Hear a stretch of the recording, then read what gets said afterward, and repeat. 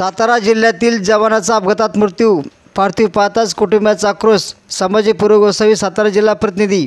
सातारा जिल्ह्यातील खटाव तालुक्यातील भुरकवडी गावचे सुपुत्र आणि भारतीय BSF जवान गणेश प्रल्हाद कदम वय 32 यांचे वडूज पुसेगाव रोडवर खटाव येथील शिरवस्ती नजीक भरलेल्या उसाच्या टारलेला धडक बसल्याने त्यांचा जागेवरच मृत्यू झाला. जवान गणेश कदम हे गुजरात राज्यातील भुज येथे 59 मराठा बटालियनमध्ये कार्यरत होते. नुकतेच 1 महिन्याच्या रजेवर आपल्या भुरकवडी या गावी आले होते.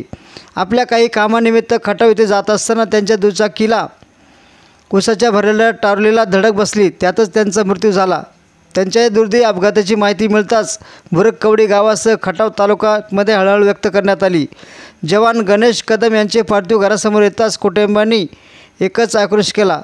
त्यानंतर सजवलेल्या टारलेतून भुरकवडी गावातून त्यांच्या पार्थिवाची मिरवणूक काढण्यात आली. यावेळी भारत माता की जय, अमर रहे गणेश कदम, अमर रहे अशा घोषणांनी परिसरात दुमदुम गेला होता.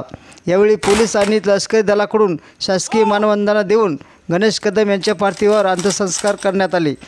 जवान गणेश कदम यांच्या पश्चात आई वडील, चुलती पत्नी, 3 विवाहित बहिणी आणि 5 वर्षाचा मुलगा असा त्यांचा मोठा परिवार आहे. जवान गणेश कदम यांच्या अचानक दुर्दैवी निधनामुळे परिसरातून हळहळ व्यक्त होत आहे. धन्यवाद.